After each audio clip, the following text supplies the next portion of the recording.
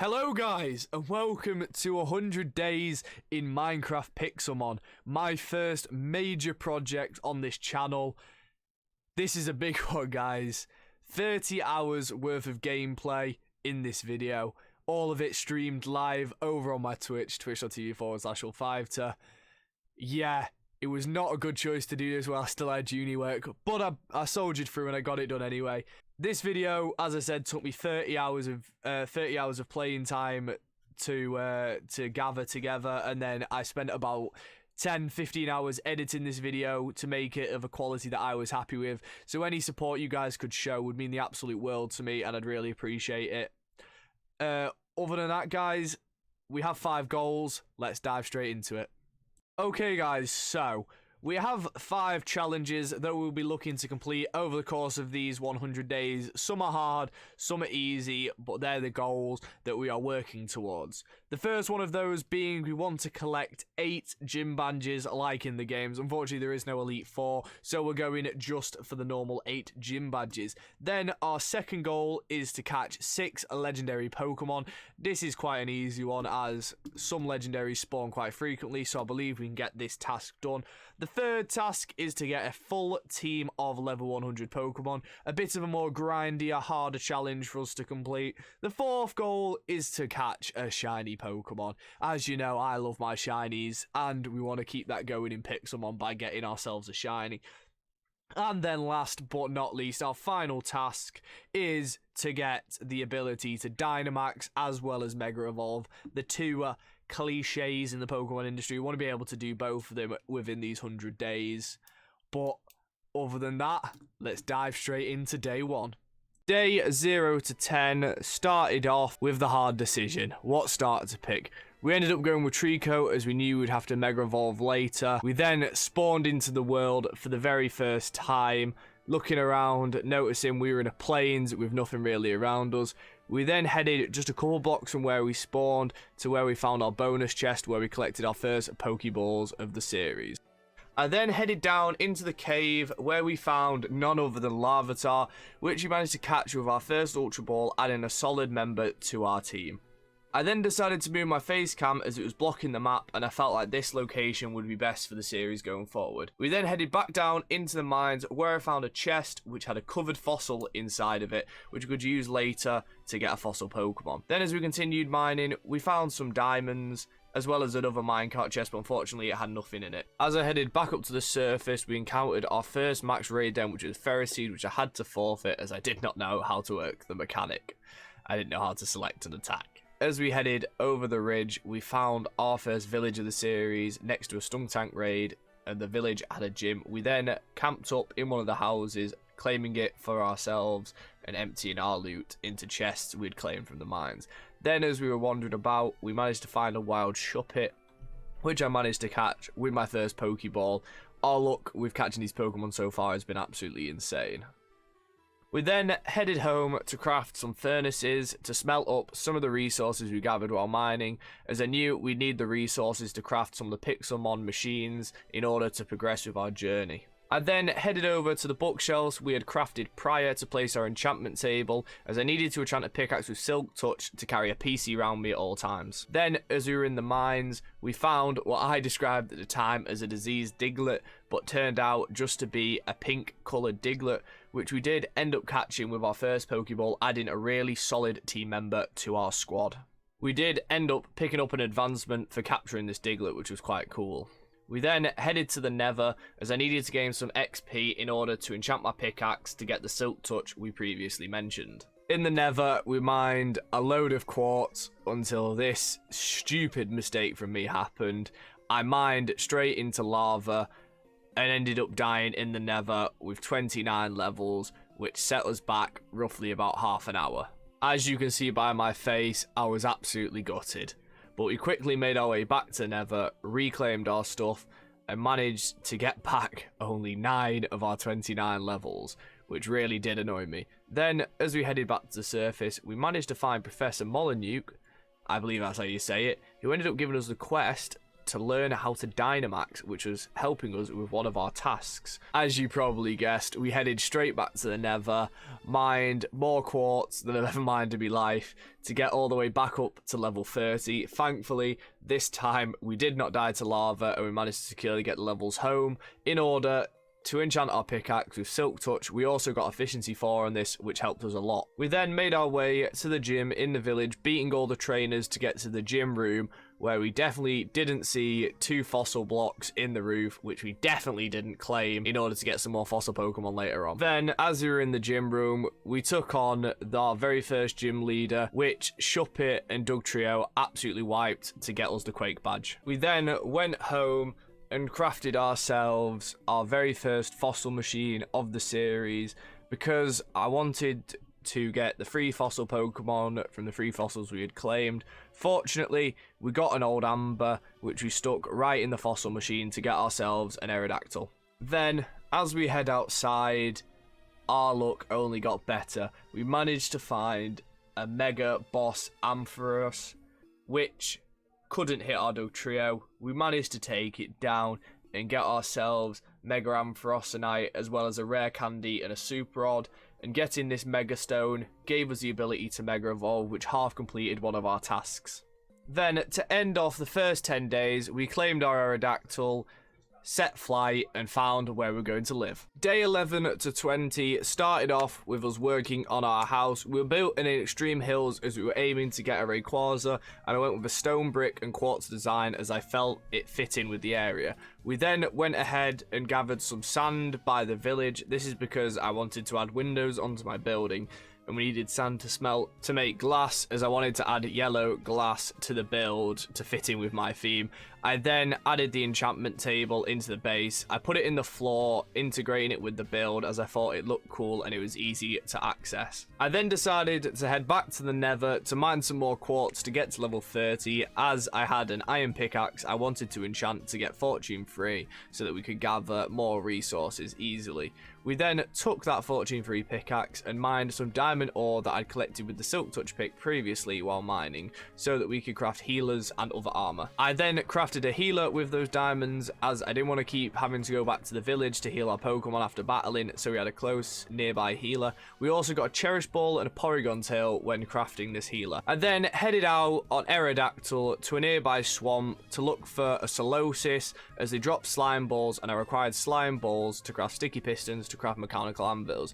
I quickly found a Solosis and took it down with Aerodactyl, claiming ourselves 2 slime balls, which we craft 2 sticky pistons with. We then headed to the nearby structure we saw, which happened to be a haunted tower, where we found a haunted boss, Miss Magius, and a loot where we got a focus band.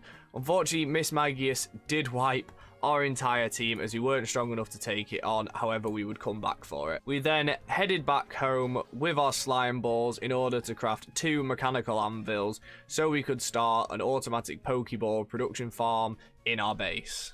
I then headed back down into the mines in order to find some more diamonds, as I knew we needed to upgrade our tools and our armor, as well as we needed them for some more crafting recipes we would want to craft later down the line. Upon heading back to the surface, we started work on a farm to produce wheat to make bread, as we were running very low on hunger and very low on food, and we couldn't keep relying on raiding villages for their food to survive. We then headed back out on Aerodactyl, and we happened to find another village with a new gym that we hadn't took on yet. Fortunately for us, next to that village, there had spawned a grotto in the Flower Hills biome. Unfortunately, the Master Ball loot only contained a Power Bracer, which is used for IV training as well as breeding, which didn't help us out at all. Then, as we were heading back on Aerodactyl, a freaking Zacian spawned at our home village. Our luck was finally turning up. However, we didn't have many Pokeballs to attempt to catch this, so we had to run to the nearby Pokemart and spend all our money on 5 Ultra Balls to roll the dice at a chance of catching this thing. We then head into battle, got it just below half HP, and we got the 3 rolls and managed to catch it with our second ball, just mere moments after me saying we needed a massive mon to give us a boost in this series. And as you can see on the video, I am completely gassed. Shuppet evolves and we've got a badass Pokemon that lasts the full 100 days. Nearly 5 minutes after Zacian spawned, the troll of the series showed up, Entei spawned in our Extreme Hills bio. I'm not going to tell you how many times this guy spawned during the 100 days, but it's ridiculous. My least favourite of the beast trio, but we engaged him straight away. Unfortunately, we were low on Pokeballs after Zacian. We threw our last ball. It didn't manage to catch, so we had to kill the Entei. And that is where we left off day 20, just after Heartbreak. Day 21 to 30 started off with us exploring on the back of Aerodactyl to where we found a new village with a gym. Alongside that village, there was a monument, which we later found out was the Arc Chalice, which is where you exchange all the elemental plates to get an Azure Flute, which you can later use to spawn Arceus. We headed back to the village to take on the gym, which we quickly found out was a flying type gym.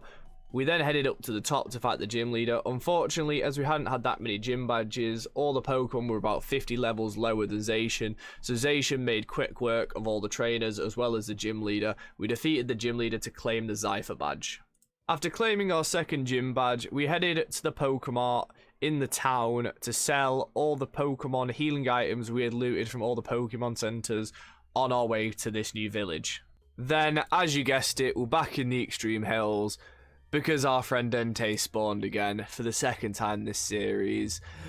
He comes a lot more, I'll tell you that, but thankfully this time we did have some more supplies, and with our second to last Ultra Ball, we managed to catch the worst of the legendary beasts, but it was another legendary to add to our team.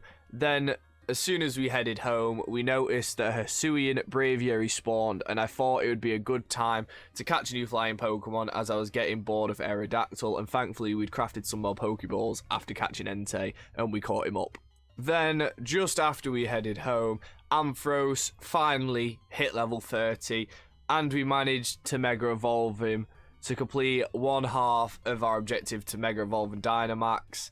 Ampharos was an absolute beast as a Mega, and he stayed in the team for quite a long time. As morning came about, we got lucky and a Mega Boss Tyranitar spawned just outside our base, and I saw the opportunity to get another Mega Stone to add to the collection, to add the possibility of getting a Mega Tyranitar if we wanted. As you know, we caught the Larvitar. Thankfully, we did defeat him, and we did get the Mega Stone as well as a rare candy, which would give us a level in the future.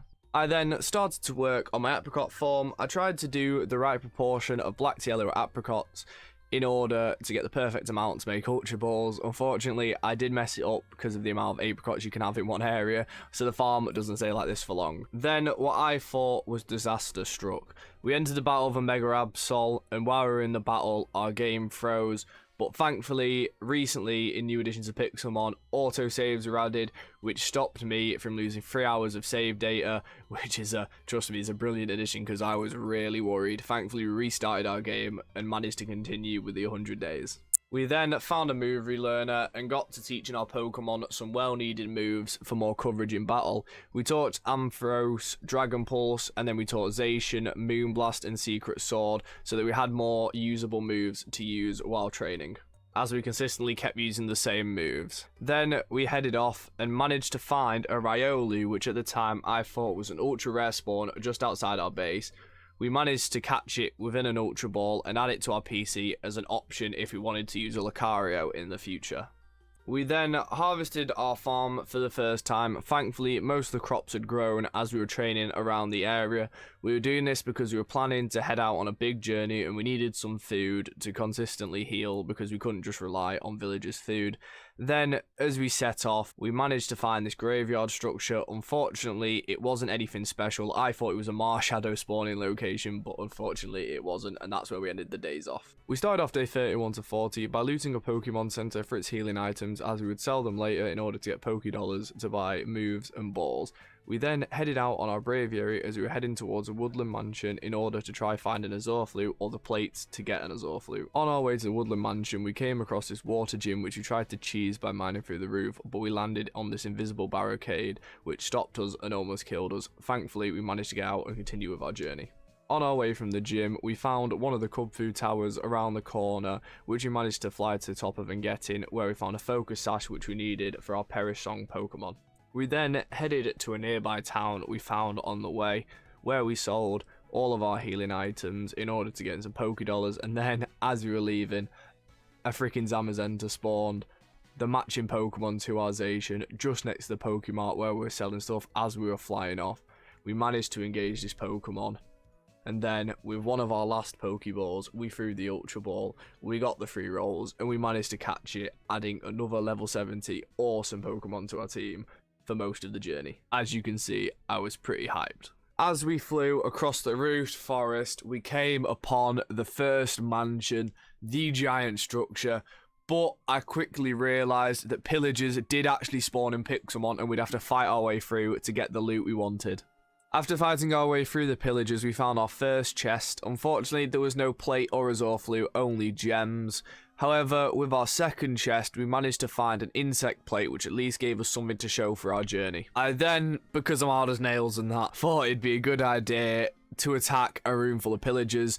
They got us down to 2 hearts. We almost died. Thankfully, we did have a Tome of Undying, so we did have a bit of a safety net, but we healed up with a Gapple and continued to fight. After clearing the mansion, we headed back out on Braviary to find the second mansion, which was a couple thousand blocks away from the first one. On our way to the second mansion, we found the second of 2 Kubfu towers, and thankfully in the chests we found 2 splash plates, which was one of the plates we needed for the Arc Chalice. Then at a nearby village, we found another rock-based gym, which we flew to the top of, missing all the trainers, to challenge another gym leader, which we needed to put towards our 8 badges. Like with most gyms before, and most gyms to come, we sweeped it with Behemoth Blade and Zacian, defeating the gym leader to earn ourselves the Coal Badge. We then showed up to the location where the second Woodland Mansion would have been, but unfortunately it hadn't generated, which was a massive blow to us as we travelled over 20,000 blocks to get to this location.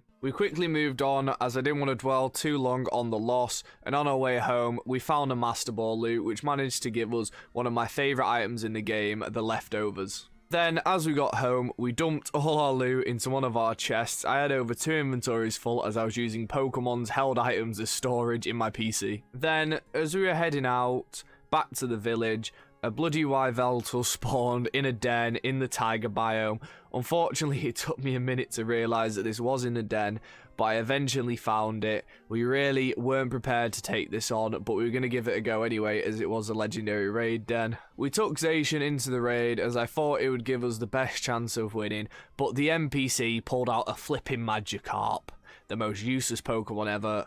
Unfortunately, we did lose. We managed to get it down to its second set of shields, but we lost the raid, and that is where we ended off day 40. Day 41 to 50 started off out in the ocean, as I wanted to face all the water-type trainers in order to try bulk up Ampharos to Zacian's level. Then, on our way home, we checked all the dens on the way, and we managed to stumble across a 5-star Umbreon raid, which we decided to take on because it would give us some good XP candies, and also Umbreon is my favourite evolution. We did end up defeating the Umbreon, which gave us some really good rewards, such as some Dynamax candy, as well as some good TMs and an ability capsule. We tried to catch the Umbreon, but unfortunately we were unsuccessful. I then decided I wanted to go for a new member of the team, which I decided would be Gyarados, and I knew you could get a zombie Gyarados fishing out of a lava lake. Unfortunately, we caught a few Magikarp throughout this adventure, but didn't manage to get one, so we gave up on the zombie Gyarados. As we were at the Haunted Tower trying to respawn the boss, we came across a boss Swallow, which Ampharos managed to defeat to get us a rare candy and an adrenaline orb.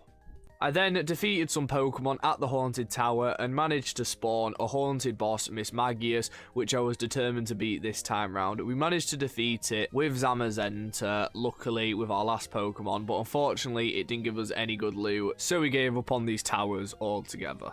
Another clip in the Extreme Hills, I wonder what this could be. Oh yes, that guy.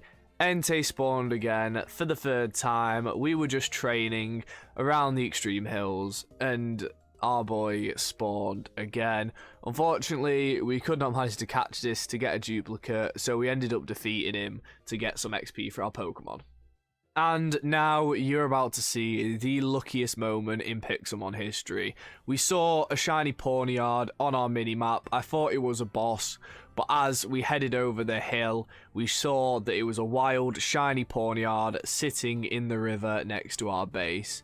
We managed to engage this, and catch it up, completing one of our goals for this series. But then, as you're about to see, after we hit the 3 rolls in the Ultra Ball, the split second we get that achievement, a freaking Rayquaza spawned right next to our base. We'd waited over 40 days for this man to spawn. We immediately got on the back of Braviary and flew straight over to engage him right next to our base. We had the Pokeballs and the Pokemon in order to capture Rayquaza, and he was right next to our base, so we could heal up as many times as needed and maybe scratch some Pokeballs out of thin air in order to catch this boy. We immediately engaged with Ampharos, but he ended up wiping our entire team, and as we said, being next to our base, we destroyed the glass into our house, healed up in order to re-challenge the Rayquaza.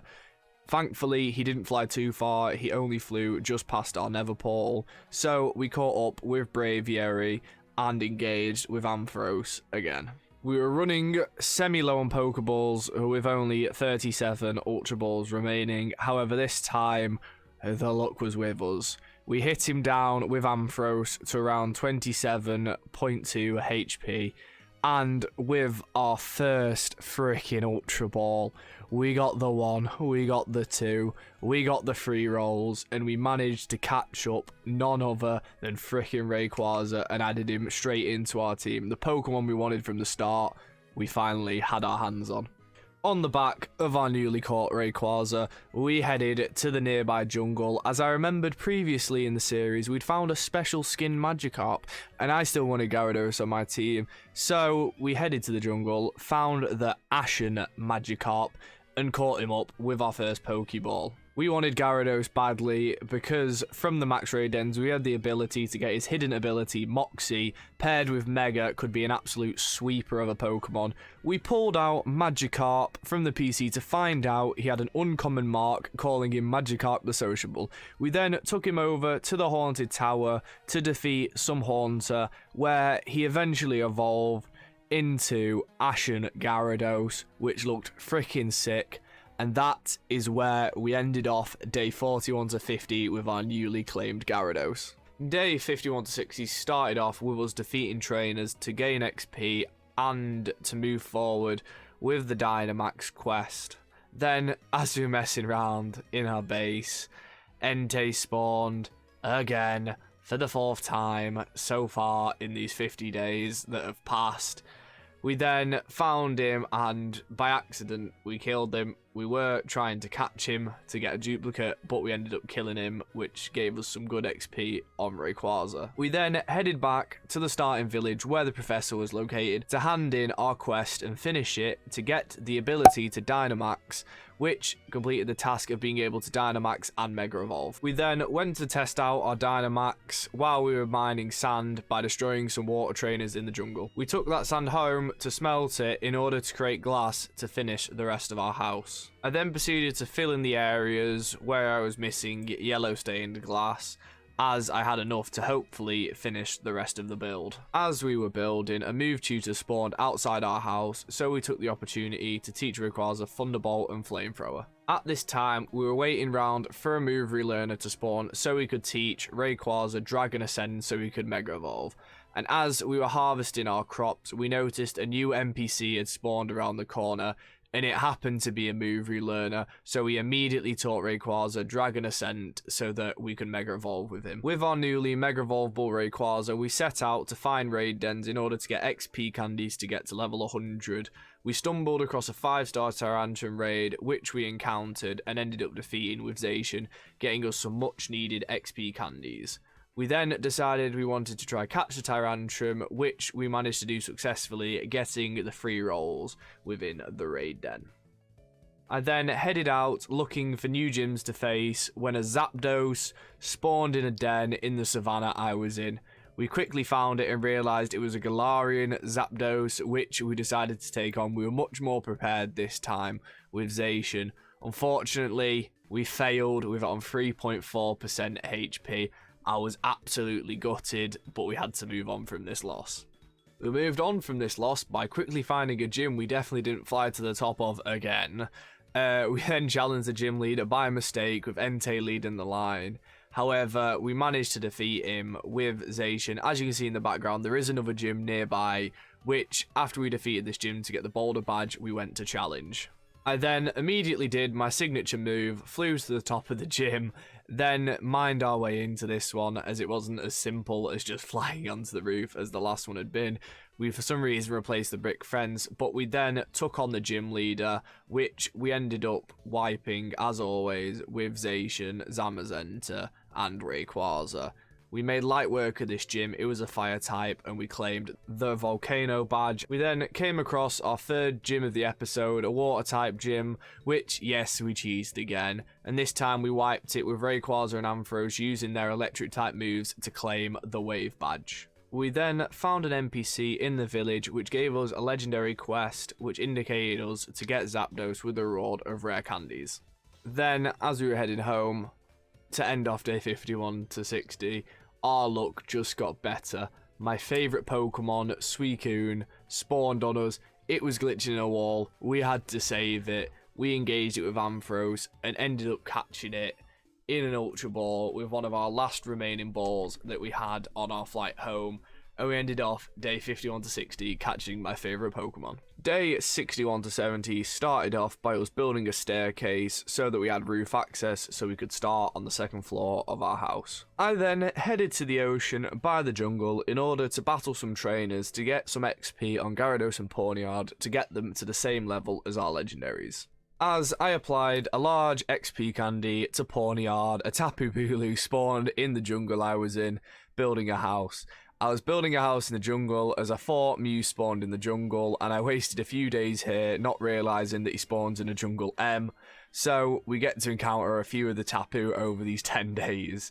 We engaged Bulu, but unfortunately we killed him by mistake trying to lure him with Ampharos, which was a bit of a disappointment. Then, next to the jungle in the water, we found another 5-star raid, which was a Dreadnought. We engaged this raid with Zacian in the hope of getting some XP candies. Unfortunately, when we defeated it, we didn't get any candies. However, we tried to catch it in the small chance that it was a shiny, and we got the free rolls and managed to catch the 5-star Dreadnought. After the raid, I finished off my treehouse base that I was building in the jungle. At this time, I did not realise I was in the wrong jungle for a Mew to spawn, so I still spent a bit more time here after finishing off this base. It was quite a pathetic looking base, if I'm being honest. I was fighting a Mega Boss Sceptile outside my base when the second of the 4 Tapu spawned on me. Tapu Fini spawned right next to me. I managed to defeat the Sceptile, grabbing a Lunalium Z and a rare candy. We then engaged Tapu Fini, where in an Ultra Ball we got the free rolls and we managed to catch our 6th legendary of the series, completing one of our tasks as well. It was a decent one. After catching Finny, I headed back to base to create an Apricot Farm next to my treehouse base, which I literally completely failed at with the amount of apricots you can have in one area. I thought it was based on chunks, but turns out it wasn't. I then headed down to the mines because I'd run out of iron to craft Ultra Balls, where we found a spawner, which unfortunately had no loot that would help us. Then, as we were in the caves, this happened. I got into a battle with a Pokemon and my Rayquaza knocked me into lava, where, as you can probably guess by the reaction on my face, I died. I tried to swim straight up, but I was knocked to the stage where I couldn't see where the hole was. I tried to use a bucket of water, but it didn't work. I ended up dying with all of my best items as well as 37 levels. I was devastated. After dying, we quickly got over it and moved on.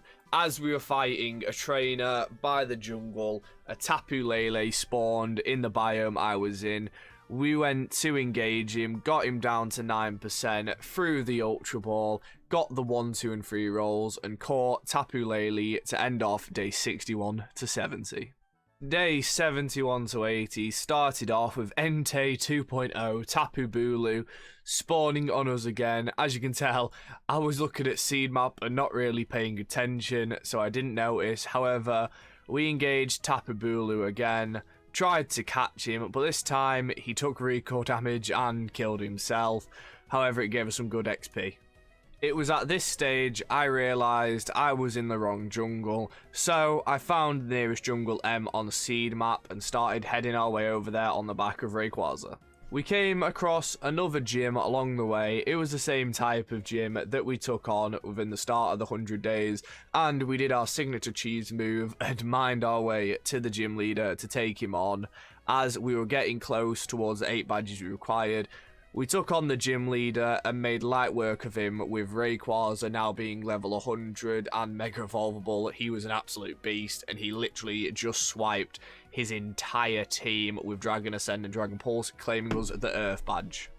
As it turned night time, we found the Jungle M. We almost died along the way, and then as we got here, we landed on a tree, taking 4 damage, taking us down to 1.5 hearts. I then started work on a nice little jungle shack, as I knew we were going to be spending a lot of time here, as Mew was a 0.5% spawn rate, so there wasn't even a guarantee we were going to get him to spawn in the remaining days. However, I made a nice little house, made it look all homely, so we had all the equipment we needed to catch Mew and a nice place to store our loot.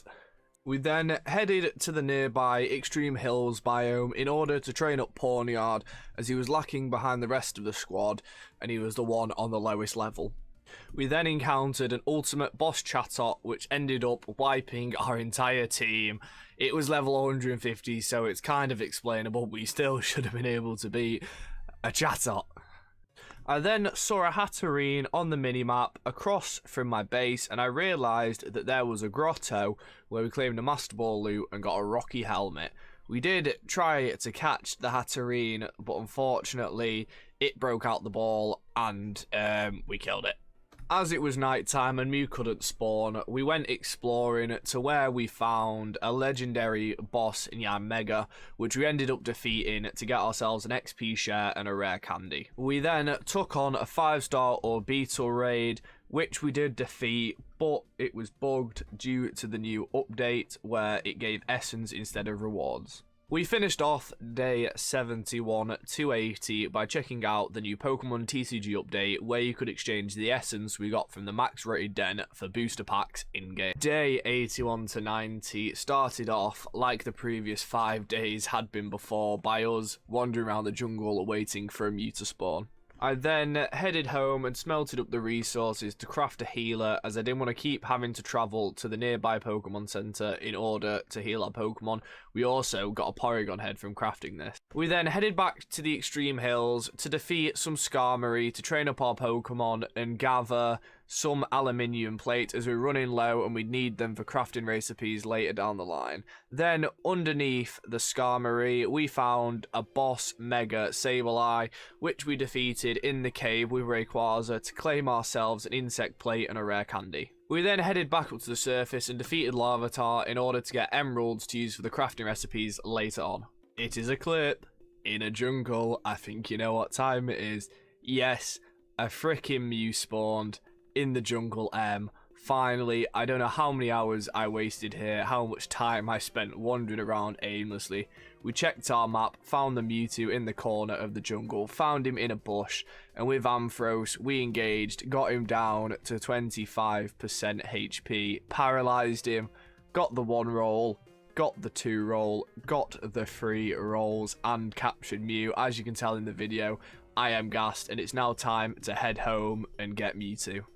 We headed back home on the back of Rayquaza, absolutely buzzing off our high. We'd waited so long to capture Mew and it had finally happened, so we headed home with a full inventory, got to our computer, pulled out Mew, found out we had up attack minus defense, which was a decent nature for our Mew. I then headed back down into the mine to get some diamonds, as we needed diamond blocks to power the cloning machine as well as to craft it. We then headed up to the surface to the nearby lava pool to mine some obsidian, as it was the last resource we needed to craft the cloning machine. It had been a long journey up until this point, but we crafted the 2 chambers in our base, the orange tank, the green tank, then combined them all together to finally craft ourselves a cloning machine and we finished day 81 to 90 by placing the clone machine on our roof.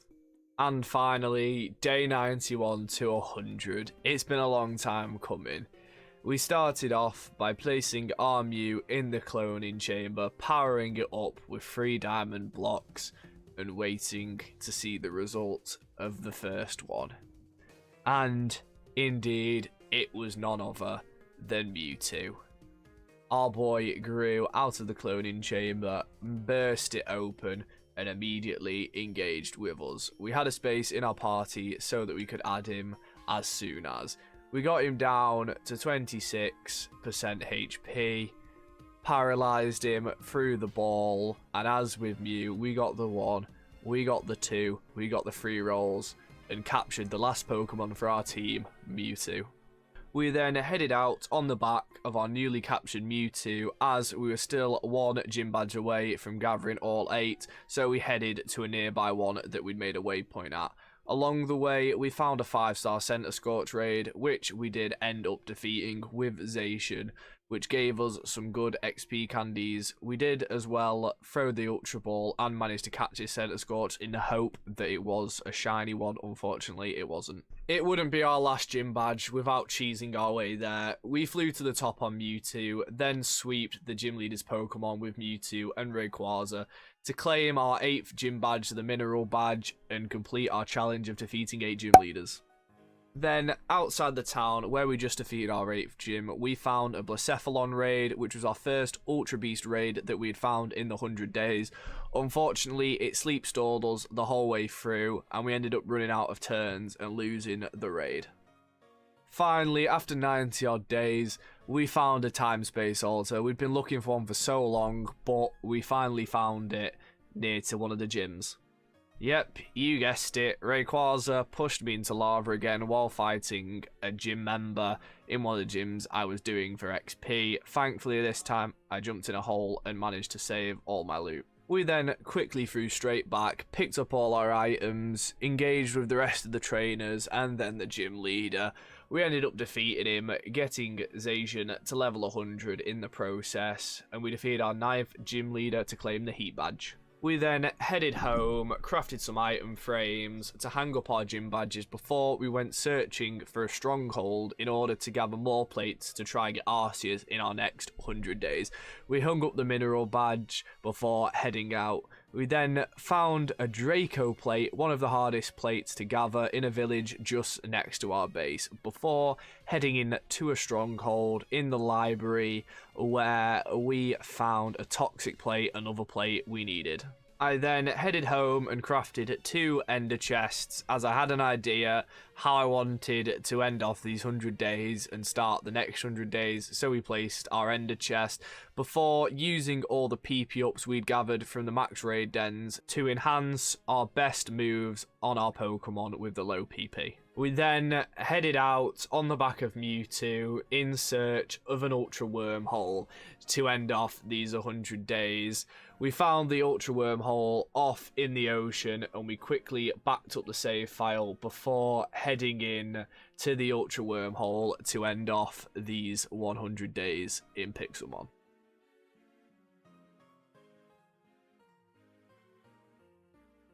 And there we have it, guys. Just like that, the first 100 days in Pixelmon is finished.